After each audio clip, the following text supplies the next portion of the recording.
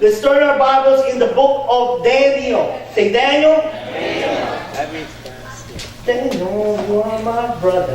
Is that our song? Yeah, put that song back. I know, I didn't sing it right. I know. Let's start in the book of Daniel, chapter 2. And the title of our sermon this morning is Honoring the Divine Timing. And I want to emphasize again, this is a very important time in our church. Some of you may have physical limitations when it comes to fasting. I'll give you a little introduction about Daniel fasting. Daniel fasting is pretty much what we take out from the book of Daniel. When Daniel challenged the guards when they were in the prison, and challenged the guards that don't give me anything that comes from the animal, especially taken from the king's table. Because in the mind of Daniel, it's still very much in the Hebrew tradition that I would not eat anything unclean. And so for 10 days he said, just give me vegetables. Say vegetables. Tell the person next to you, say gulay. What's vegetable in Spanish? Come on. You should speak Spanish. You don't know? I say Filipino. Sitaw. Sitaw! That's what it is. Bahay kubo. Daniel said, just give me vegetables and water. And the guard says, I'm going to get in trouble because if you get weak and the king sees you, he wants you to be prepared because we're going to use you. You're all good looking, you're all strong. So if you get weak, then I'm going to get in trouble. Daniel says, no. Watch after 10 days. And the Bible says they are more stronger than anybody else. They honor God. When we go on fasting, it's not much more about what we are abstaining from. It's about what we are depending our diet on. Because most of the things that we think that we cannot live without are actually the things that are just holding us back. And during the time of fasting, it's about meeting with God. Can you hear me, man? Some of us have been through fasting because we have to. If there are some testings that the doctor tells you, oh, you have to fast from certain hours, then you have to do it. But when we fast together as a church, what we're saying is, God, we want to honor a divine time that we are setting apart as your people, as one church. It's very important that we understand that we have to do it together. Say together. Together. Corporately understanding that, God, we have to seek you together as a church, that we may not forget who our God is and who's leading us to follow the vision and direction. We need each other. We need to challenge each other. Some of you might have physical limitation, that's fine. But put in your heart what you want to say, God, I'm going to honor you with this. I'm so into gossip, all this, junk that I watch on television. I'm going to fast that. I'm going to start with that. I have these things that, I always got to have in the morning, or I have these things I think I always got to have. I'm going to challenge myself, God, and not only that I'm going to abstain from that, what I'm also going to do is, instead of thinking about those things, I'm going to meditate on your word.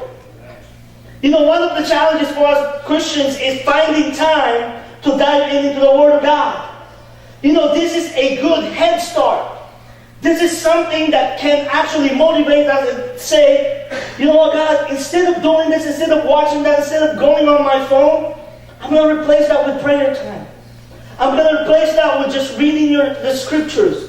I'm going to replace that with the meditating. And imagine if all of us understood what it took to follow the guidance, follow the direction, to follow the vision that God has given our church. That's why sometimes we feel so weak. Why? Because the tactics of the enemy, the Bible says, be careful about the schemes of the enemy. He's strategizing us. That's why we get busy. That's why we get distracted. And church, during the time of prayer and fasting, this is the time we focus. We lock in. And we say, God, we want to honor this divine time that we are saying, God, we're going to fast and we're going to pray together. I challenge you, church. We'll see how God moves when we take it seriously and we say, God, we want to honor you and seek you. Amen. Can I hear that? Are you with me this morning, church? Let's turn our Bibles. Let's give it to our God. Let's turn our Bibles in the book of Daniel, chapter 2. And in this story, Daniel has been given a great task of interpreting a dream. We all know that Daniel was gifted by God to interpret dreams. And one of the dreams that he interpreted was the dream of Nebuchadnezzar. And Nebuchadnezzar is one of the pagan kings that is popular in the Bible. Why? Because the dream that Daniel was actually, he interpreted the dream. Nebuchadnezzar actually made a statue of it. A statue of himself with different bronze, gold, silver. And they all have different meanings. And as it turned out, it is one of the greatest prophecy written in the Bible. That the prophecy was given to Daniel, interpreted the dream, understanding the different dynasties and kingdoms that the world's going to have. And that is how true the scriptures are. Because yes, there are prophetic parts in the scriptures that tells you what's going to happen in the future. But this morning, church, I want us to focus on the attitude. Say attitude. Attitude. Turn the person next to you, say, do you got attitude? Attitude. Go snap your finger and say attitude. We all have the attitude. Can I hear that? Right? Some of them are bad, but I believe some of them are good. Can I hear that? Right? Stop looking at your wife. We all know that already. We all have attitude. But the question and the challenge for us this morning, church, I want to just challenge you is, what is your attitude when it comes to seeking God seriously? And I want to emphasize on the word seriously, because there are times that we are on pilot mode. Can I hear that in church? There are times that the church of God, the church of people, even us as pastors, we are on pilot mode. Meaning we just go by whatever, it's the routine. But then there are times that you come to church like this morning and you get challenged. And there is a challenge presented in front of us. Understanding that, okay, if you want to make an impact, more impact around people around us in this community, it's not just going to happen just by doing all these events. It has to be partnered in with our seriousness, a seriousness, on how much really we want to honor God with everything that we do in our lives. Can I hear that, amen? Have you ever remembered the time that you are so challenged to accomplish something in your life? Like finally you are in school and the midterms is coming up and you know you failed the other midterms, but this one you said, no, not this time, not on my watch. I'm going to take this seriously. I'm going to do everything that I can and I'm going to give it my all and see the result. When you are pursuing something, a job, career, or whatever it is, and you get so serious, even with our physical goals. There are times that we want to be fit, we want to lose weight. Those are good things. And remember the time that you really took it seriously and you just gave it your all? What happens? You see a result. Sometimes we sit and expecting for a result while God is saying, change something. Answer the call. Answer the challenge.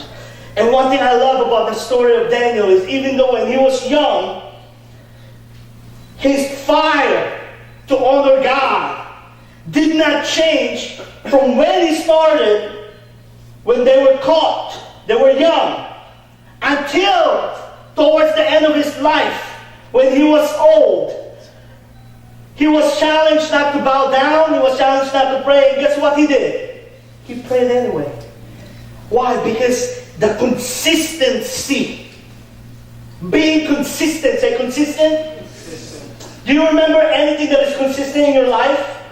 I'll give you an example. Bills. Can you hear that, man? It's consistent. They come every month on the same time and they never fail. That is consistent. But imagine if our faith with God is as consistent as our bills.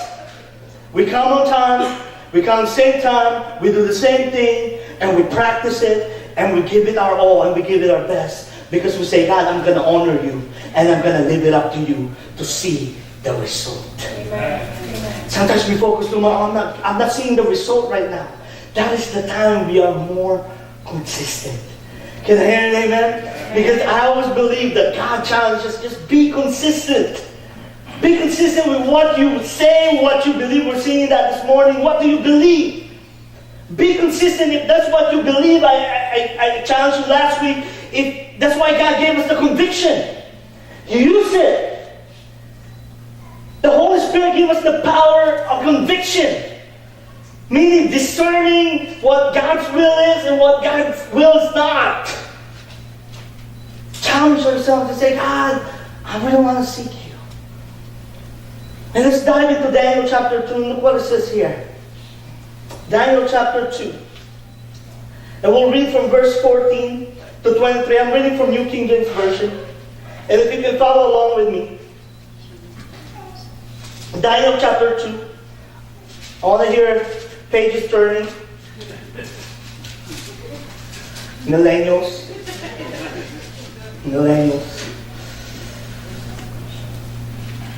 Daniel chapter 2, verse 14 to 23.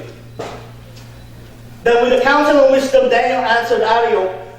And this is the time when the king Nebuchadnezzar was so stressed out because he had a dream and it bothered him so much that the Bible said he could not sleep.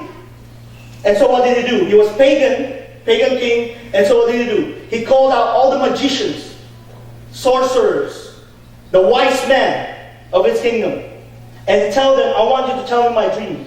And so the sorcerers and the magicians told King, okay, no problem, we'll interpret it for you. Tell us what your dream. And King says, no, you tell me what I dream about, and then interpret it for me. And so the magicians were like, well, King, normally how it works, because you dreaming, we weren't in your dream. So normally how it works is you tell us what you dream about, and we'll interpret it for you. For example, you dream about chicken joy. That means Jollibee. That's how it works, King. But King Nebuchadnezzar, he's so smart. He says, no, the only way I know that you really can interpret a dream is without me telling you my dream, you tell me what it is. And none of them were able to do that. And guess what he did? He was so upset, he killed all of them. And then finally, the name of Daniel. One from the Hebrew young people that were captured during the captivity. The name of Daniel came up.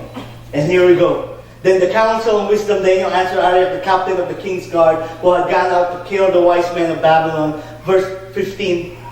Come on, follow along with me. He answered and said to Arioch, the king's captain, why is the decree from the king so urgent? Then Arioch made the decision known to Daniel. Verse 16. Come on, let's read it together. So Daniel went in and asked the king to give him time. Why? Isn't it Daniel talented already? Is he gifted already? Wasn't he being given the gift to interpret? For him, this should be just easy because he has that gift. He has that talent. And that is the point, church. It doesn't mean that we are a church. It doesn't mean that you have the talent. It doesn't mean you have the gifting. That we do not take time anymore to seek God.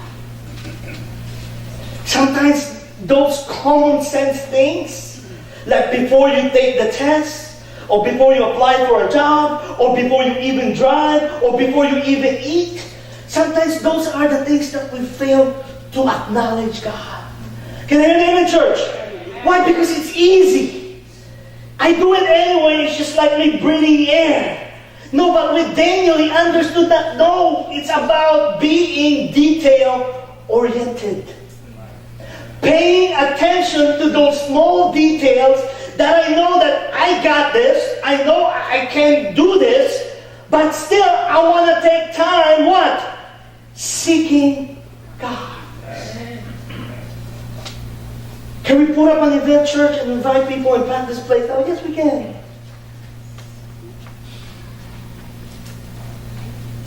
We can just bring food and Jollibee. We can have Jollibee mosque up here. I don't know what Jollibee right now. It's just coming to me. And we can attract people and everybody should be here. The simple things, and we're going to say, church, we can do this together. But wait a minute. It's those small details. Like Daniel says, Wait, I know it's urgent, but give me a time. What is the time for? Let's read it together. Give time that he might tell the king the interpretation. Verse 17. Look what it says. Then Daniel went to his house and made the decision known to Hananiah, Mishael, and Azariah. Do you know those are the Hebrew names of what we know as what? Shadrach, Meshach, and Abednego. Those are their Hebrew names that speaks of their God. But when they were captured in Babylon, they were given what? Pagan names. Shadrach, Meshach, and Abednego. And they were friends with Daniel. And what's the powerful thing about this is they were part of the prayer group of Daniel. They prayed together to interpret that dream. And once Daniel interpreted the dream, guess what happened? This foolish king, Nebuchadnezzar, what did he do? He set up a statue, and whoever who does not bow down to the statue, guess what happens? Get thrown in the fire. And guess who did not bow down? Hananiah, Mishael, Azariah. What made them have the courage to stand up to the point of death? It's not just about faith. It's about the preparation from the beginning. Can I hear an amen, church? It's about the preparation. Everything is about our preparation. If you are an athlete and you're competing, it's about your what? Preparation. You know, even if you know this is going to be a hectic week in school, at your work, what do? You prepare everything already. Guess what? You are more on point, and you are more efficient, and you are more effective because of your preparation. Amen. Church, we need to lock in. Set apart a time when we say, God, we're going to lock in. We're going to pray together. We're going to seek you. Why? Because we're not contented. We don't want to just slack off. We just want to say, oh, you know, this is a beautiful place. You know, most of the time everybody's here. That's fine. You know, we have a church that's going. That's okay. No, we want to lock in. Prepare our hearts. Because we're losing our generation. Because our young people are being attacked. Our lives, our relationship is on target. The Bible says that the enemy is like a what? A roaring lion. Guess what? Strategizing. Just waiting for that small window that we start slacking off and we start relaxing and we start saying, oh, everything is good. And it's just waiting and waiting patiently and patiently until he attacks. Understanding the divine timing. Can I hear an amen, church? Understanding that there is a divine timing. And once we set that apart, let's honor it. Let's not apply that Filipino time we got. Can I hear an amen, church? Let's not apply that. Actually, let's rebuke that in our minds. There is no such thing as Filipino time. There's only one time. No such thing. Even if you look at a dictionary, there is no such thing. There's only one time. 10 o'clock is what? 10 o'clock. Anywhere you go, any part of the world, is the same time. It's your attitude. How are you going to honor that time? How are you going to say, God, I want to be, you know, I want to honor as you are. And we're going to talk about that a bit later. Every time God says, go there, I will meet you there. Guess what? He goes there what? On time. Amen. What do you think would have happened to Elijah if God says, meet me in the mountain and God's not there? Actually, Elijah went there and there was a wind and God's not there. There was a fire, God's not there. There was an earthquake, God's not there. Probably Elijah's thinking, oh man, this is the first time God is late. And God says, no. There's a gentle whisper. God is there. Amen. 9:55, oh, God's still not there. 9:58, oh, still God is not there. 10 o'clock, God's still not there. 10:05, God's still not there. He is here! He's always here, he's always on time. And once we change our attitude and we say, God, we want to honor as you honor us when you say we meet us. Why is it that every time we ask God for his blessing, we want God on time? Oh God, I want this on this time, I want this on this day, and I want this on this hour. And God said, if that's on my will, I'll give it to you. And He's never late. His timing is always perfect. Amen. Church is simple, application is simple. If God can honor the time, why can't we honor it? Amen. Look what it says, verse 18. Then they might what?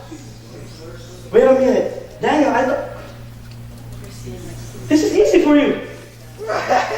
You can interpret dreams on your sleep. Well, that's what dreams are about. But guess what? What Daniel did? Wait a minute. I gotta go with my prayer partners. And here's what we're gonna do. That we might what? Seek the mercies from God of heaven concerning this what? This secret. So that Daniel, his companions might not what? Perish with the rest of the wise men of Babylon. Daniel says, no, let's not be too careless. These things, when it's time for us to slack off, let's do the exact opposite. When everything is convenient, that's the time that we train our minds. Says, no, this is the time I should be praying. Because the enemy is tricky. Can you hear that? The enemy is tricky. Oh man, I'm so blessed. Everything is good. I can miss church because I did 2 straight in a row. Sometimes I feel like, we have that boba card. Like every time you get 10, you get 1 free. Sometimes you treat church like that. Oh, I get 10 straight in a row. I get 1 free. I can, just miss 1. God says, those little details. The times when you don't think it's important to pray, those are the times that matters most. The times that you are so confident, I got this. Ooh, I got all the questionnaires, I got it. Ooh, I nailed that interview. Ooh, I know I'm going to get it. Those are the times that we say, God, I need you. Don't let me get tricked that I can do it by myself. Can I hear an amen? Amen? Let's continue reading the verse. Verse 19. 19. Then the secret was what? We can do 2 things. You can get what you want because you work for it, or you can get what you want because you earnestly prayed for it. Those 2 things are good too. I'm not saying that if you work hard for it and you earned it, that those are bad. But what I just want to emphasize is this. I would rather get something that I earnestly seek God for it. Yes. Because God knows what is best for me. So here, amen? Can we give a hand to our God? Look what it says, verse 20. Daniel answered and said, blessed be what? The name of God. And you understand a person that they understood where their giftings come from. They understood why they are who they are. They understood why success comes to them. And they understood who is their provider and who is their promoter. Sometimes we get so egotistical that we think that because I accomplished this or I finished this, that I worked hard for this, that I did it all myself. That is a very dangerous thinking. Daniel understood. I'm a gifted interpreter. I can interpret it. But guess what? It's only through the power and the grace and the conditional love and mercies of my God. Amen. Look what it says. Daniel answered and said, blessed be the what? The name of God forever and ever, for wisdom and might are who?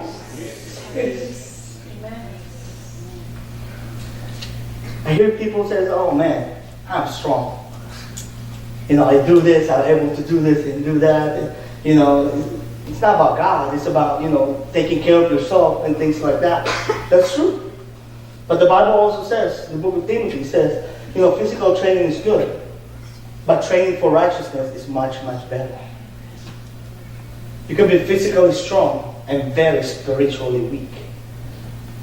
They understood no wisdom and might comes from where? From God. Turn the person next to you and tell that person, you are strong because of the Lord. You are strong because of the Lord. Don't take it upon yourself and say, I'm strong because of what I did.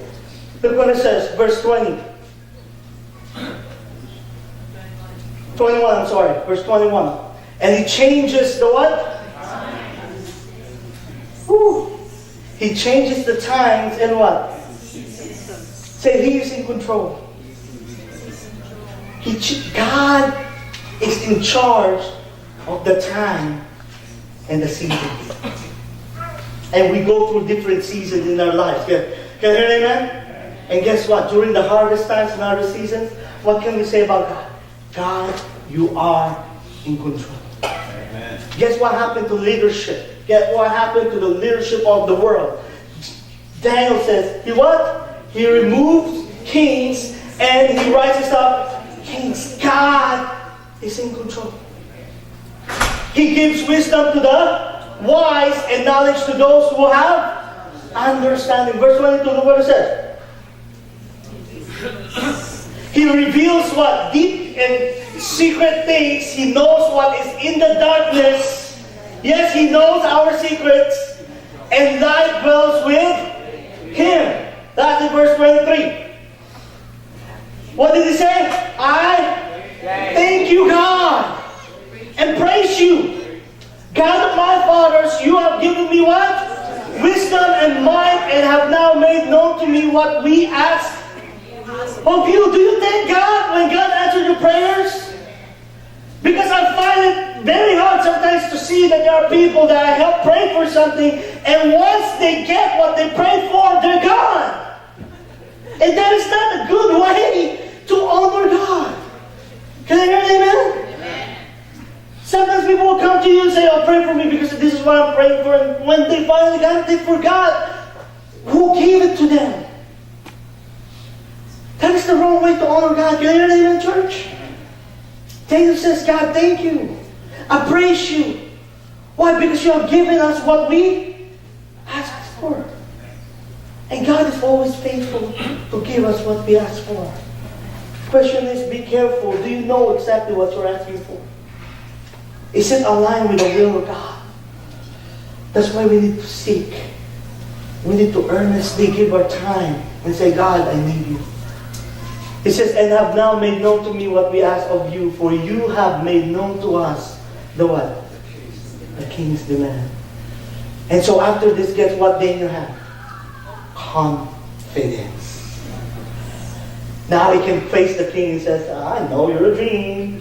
I know something you don't know. And he was able to interpret it. Can I hear that in church? We'll have 3 pointers here today. Point number 1, look what it says here. It says here that when we take it seriously. Tell the person next to you, say, are you serious? Say, are you serious? Are you serious? My brother said, yes, I am. Are you serious? I know all of us are serious about our faith. Another time to challenge that is ask ourselves, how serious can I be more about what I believe in, about my conviction? Because one of the things that I glean on this is this. When we take it seriously to honor God, something amazing happens. Can I hear an amen? I know some of you know exactly what I'm talking about. Because some of you have been through a lot in your life lately. You've been through a lot of trials and things like that in your life. And you say, no. This is not going to change my mind about God. This is what will challenge me more about seeking my God. And the more that you lock in, and the more you say, God, I'm going to take this seriously. This is something in my life that's not going to be replaceable. And I always believe that our faith in God should not be something that we think is irreplaceable. There is something that is foundational in our lives. Just like in a home. There is no way that you're going to buy a house and tells you, oh, it doesn't have a door. Well, it's just a door, it's still a good deal. Or tell you it doesn't have a roof. But you know what? The structure is amazing. You know, you got 5 swimming pools outside in the backyard. But, you know, it just doesn't have roof. So what? You know, it's not always raining. We'll provide you an umbrella for each member of the family, just in case it rains. But you're in California, so it barely rains. So why not buy this house? No one in this room right now is foolish enough to say, oh, that's a good deal. No, because we understand that there are things that is not replaceable. When we buy something in a house, you gotta have a roof, you gotta have doors, you gotta have at least windows. Then it goes down to the heater and all the other things. But those things are foundational. Same thing with our faith. Same thing understanding how important is coming to church. How important is praying together. How important is emphasizing that to our family, to our children. Same thing with our education. Some of us, we put education as one of the foundational things in life. And we emphasize on that. What more is our faith? Imagine if every single one of us will continue to challenge each other. No, I know you're serious right now. Let's get more serious. Let's dive in together. Let's challenge one another. Why? Because when we start honoring God and say, God, I want to take it seriously, we see how God supernaturally moves among us. Going back to chapter 1. It's in your notes. I'm just going to read it out loud. But Daniel, this is what Daniel did that is so amazing to me. Daniel purposed. Say purpose. Daniel purposed in his heart that he would not defile himself with a portion of the king's what? Delicacies. Is Daniel being legalistic? Maybe he is. Maybe he's just being a Jew. Doesn't want anything unclean. But one thing that we understand about Daniel is he is dead serious about what he believes in. He knows he's in a very tight situation. He's already in prison. And he knows he could lose his life if he does something that displeases the king. But guess what? People with much conviction get applied in their applications of what they believe. Can I hear an amen? There are times that you will put in a situation and tell you, oh, you might lose your job because of this, or you might, lose something because of this, but your conviction is so strong, and you say, yeah, that's just the line that I'm not going to cross today. I'm fine with that. Because my conviction is much stronger than what my eyes can see. That is the problem. He says, I will not defile myself with the portion of king's delicacy, nor with the wine which he drank. Therefore he requested of the chief of the eunuchs that he might not defile himself. And in verse 11 to 12, chapter 1. So Daniel said to the steward whom the chief of the eunuchs had set over Daniel, Hananiah, Mishael, and Azariah, all of them, please test your servant. Say, please test your servant. What a challenging prayer to our God. You hear it in the church? When was the last time that we actually prayed and we asked our God, test me? I don't think I have prayed that prayer recently. Can I hear that? Because that requires courage. When you come up to God and tell God, please test me, God. Challenge my heart. Daniel says, please test your servant for how many days? 10. Then the person next to you say 10. 10. Then the person next to you say, don't forget 10. Then the person next to you say 10. 10. 10. Don't forget 10. 10 days. What is 10 days? That we get serious and say, we want to lock in God. We want to seek you. We want to allow you to speak to our hearts and see what you will do. The last time we did that, guess what happened? This wall break, tear down. We don't have a church, now we do. Amen. The last time we did that, that's what happened. Can I hear that in church? Amen. The last time we did that, we almost got kicked out here. But guess who's here? And guess what? The landlord tells us, oh, you can have it. They don't want it anymore. Can I hear it? Amen? How do they go from wanting to conquer this piece of space to we don't want it anymore? Oh, we don't want nothing to do with it. Oh, actually, you can go and think about whatever you want to do. I say this, G-O-D. That's God. Can I hear that, my church? That's God. There are things in our life that we say, it's so hard. God says, try me. Get serious for once and see how I move and how I honor you when you obey me by faith. Daniel says 10 days. Just give us vegetables to eat and water to drink. Number 2, look what it says there. Number 2, God is always in control of the time and seasons. And this is the verse I was talking about earlier. It's in 1 Kings chapter 19, verse 11 to 12. It's in your bulletin. But if you access that sermon notes in the app, everything is there actually. Everything is written there already. You just need to follow along. 1 Kings 19, 11 to 12. And this is what I love about God. Because when God says He's going to meet you in some place, in some time, we can always count on that He's going to be there on time. Did you hear it, amen? Look what it says. Then he said to Elijah, go out and stand on the mountain. So if God tells you to stand on the mountain, where do you expect God will be?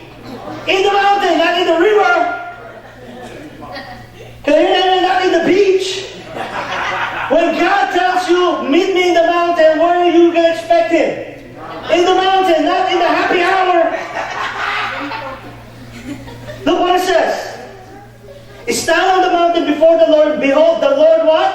Passed by, and a great strong wind tore into the mountains and broke the rocks in pieces before the Lord. But the Lord was not in the wind. Because where did God say He's going to be? In the mountain.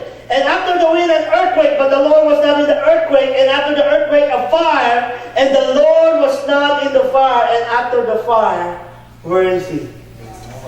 Still, small voice. Here's the point that I just want to try to make, church. If God honors it when He says He's going to be there, church, let's honor when we say we're going to be there. Can you hear that, amen? I know all of us can relate to this. There are times that we say we're going to meet someone and we're going to say 4:30, I'm going to be there. But again, no, not yet, because I know we're all like that. But our attitude changes that. Can you hear that? It's all about our attitude. It's saying, oh, it's a friend, he'll understand. Oh, you know, I really didn't want to go, but I already said yes. And all these other things. Guess what? It doesn't change the fact that you said you're going to be there.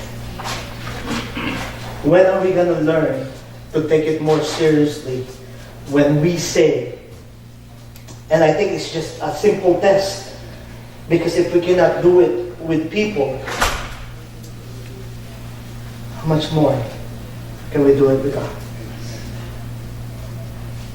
If we set apart a time and we say 10 o'clock or 10:30 or whatever, and we say, God, that's the time I'm going to meet you there. Guess what happens? I always believe God says, that's what He said? I'm there. He told Elijah, meet me in the mountain. Elijah went and all these things passed by and he's thinking, oh no, God is not here.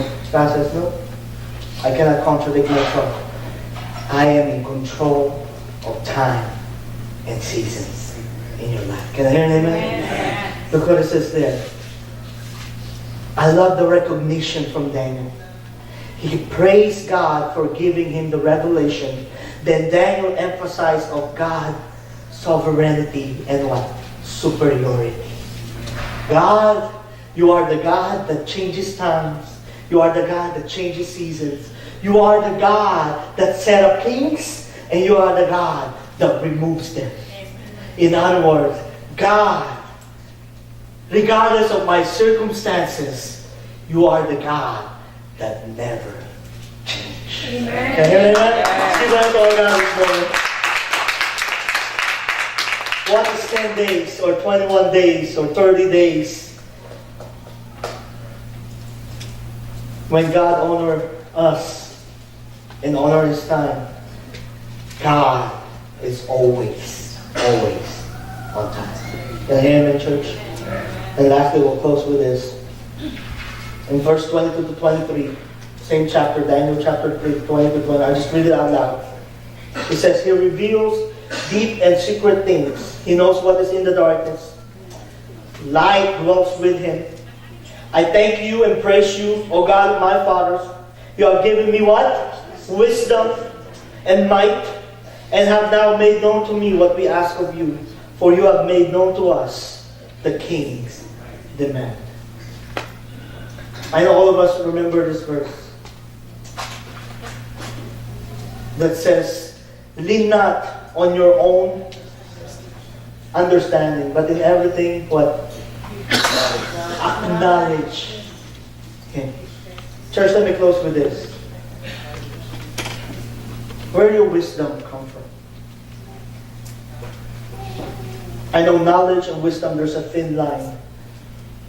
We can attend a class, we can attend a church, we can attend a seminar, we can attend a conference and gain knowledge.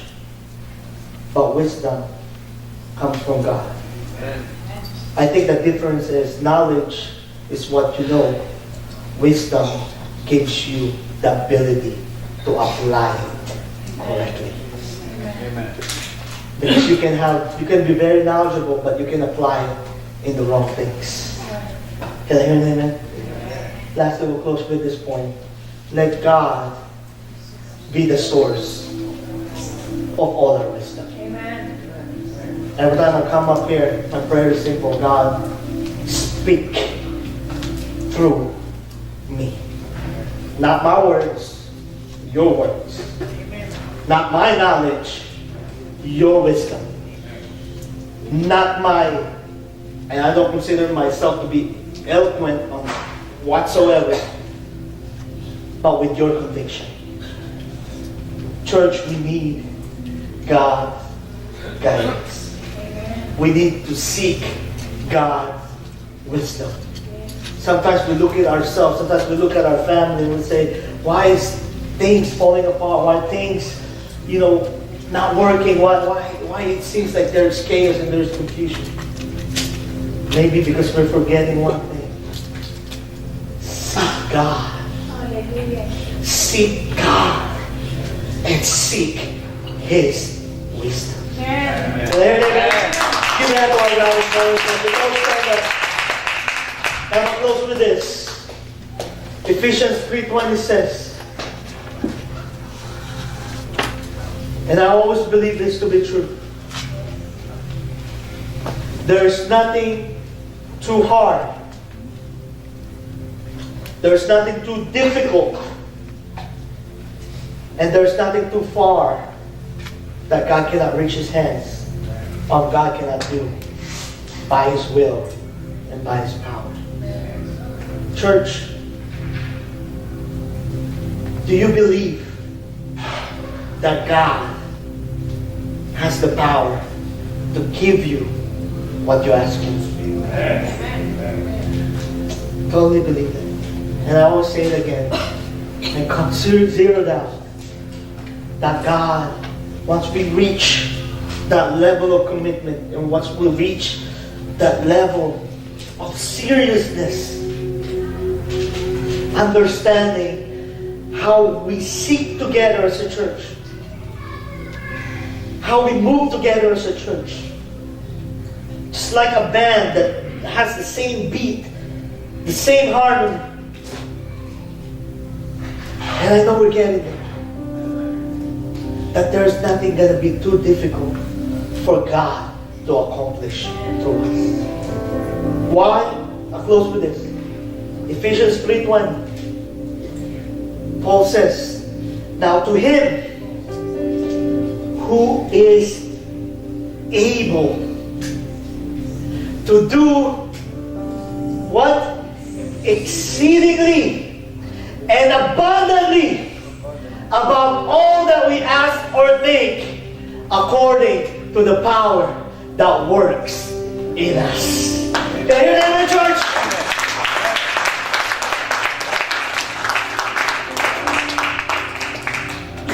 There's that song that says, set a fire in my soul that I cannot contain, I cannot control. Church, I can emphasize more, can I challenge you more? And it's never my heart to say, oh, it's mandatory, you have to do this. I always believe that there is a conviction. I always believe the principle of my job is to speak the truth. And it's God's job to convict the hearts. As we close this morning, church, again, I want to encourage you. Let's seek God together. Encourage you and I challenge you. For 10 days, starting next Friday. Maybe you cannot do it the whole day. Maybe you can just do it 1 meal, 2 meals. Or maybe you can just focus on one thing that I want to abstain from. But one thing that I really want us to focus on is the attitude. Say attitude once again. Church, let's be the attitude of committing ourselves and saying, God, I want to lock in. I want to take it seriously, God. I want to honor you during this divine timing. And I'm just going to bow before you. I'm going to lift up my heart before you. I'm going to be part of this body, this local body of Christ, this church. I'm going to seek you together. I'm going to be challenged. It's going to be hard. It's going to be difficult. But my willingness to obey, my willingness to follow you, my willingness to seek you, I will not allow the excuses. I will not allow the distractions. I will not allow the doubts. I will not allow the worries to change my mind about what I want to do for you, God. Father, we just want to come to you this morning to challenge us, God, as a church, to honor and set apart this divine timing, to take it one day at a time. Set apart our hearts. Understand what is our priority. Understand what is important.